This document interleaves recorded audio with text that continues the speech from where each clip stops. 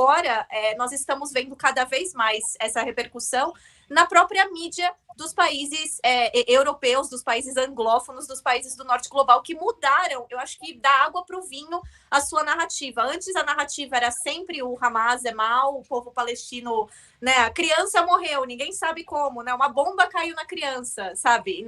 Agora não, agora eles já estão usando a terminologia correta. Agora você já vê comentaristas, né, falando que é um absurdo, que estamos assistindo ao genocídio, estamos vivendo tempos muito horríveis, que algo tem que ser feito. Então, assim, mudou a retórica. E agora, quando representantes de Israel, diplomáticos, vão para a mídia aqui, você vê justamente os jornalistas não passando a mão na cabeça, mas confrontando esses representantes da maneira que um bom jornalista deve fazer.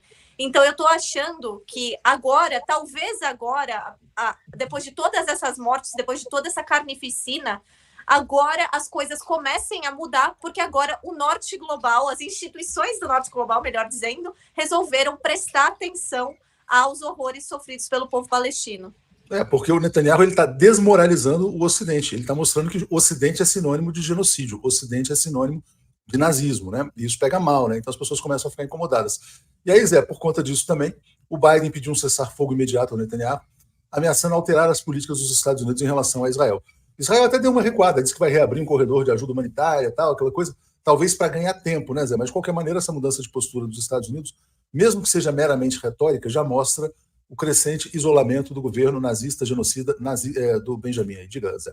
Sem dúvida, há muitos analistas internacionais, muitos noticiários hoje, de ontem de noite para hoje, depois desse telefonema entre o Biden e o Netanyahu, em que o Biden passou realmente um pito nele, muita gente está falando em ultimato, né?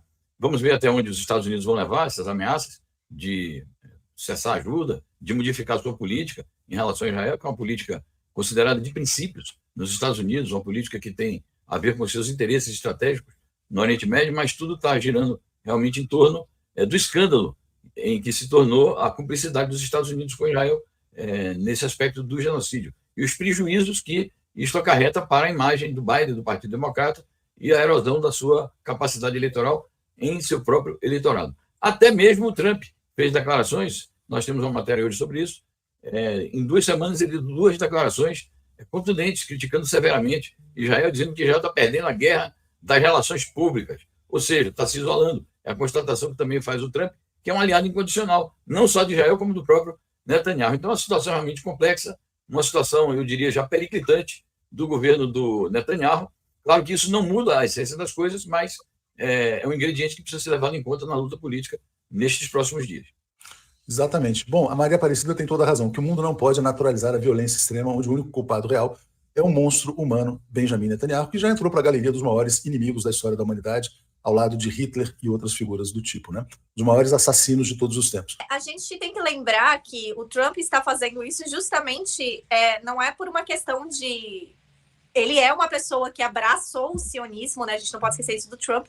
O ódio dele, no momento, ao Netanyahu é justamente porque o Netanyahu destruiu a reputação construída, né, de que Israel sempre era vítima, de que Israel apenas se defendia em um território hostil dos malvados árabes muçulmanos que, pobrezinhos, sempre tiveram, né, inveja deles por algum motivo. Não levando em consideração a questão do roubo de terras, mas, enfim, o Trump ficou bravo com o Netanyahu por ter justamente destruído uma das campanhas publicitárias com mais sucesso, né, no Ocidente nos últimos anos, especialmente nos Estados Unidos. Porque agora o que você está vendo é justamente empresas internacionais, algo que o Trump, né, como bom corporativista que ele sempre vai escutar, estão buscando maneiras de se afastar de Israel da maneira que puder. Então, por exemplo, isso é algo que está afetando a percepção do Netanyahu, né, como uma opção viável para ficar no governo, para ficar, né, na visão do Trump.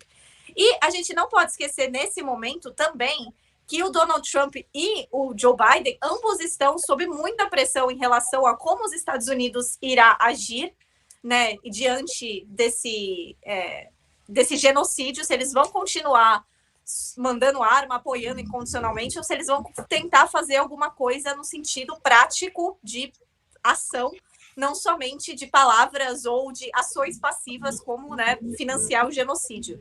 E ambos não dão soluções nessas áreas, né? O Trump já falou em aniquilação total se ele estivesse no governo, e o Biden, né, usa, né, da retórica, mas mesmo assim o governo estadunidense, mais uma vez, enviou armamento de novo para Israel.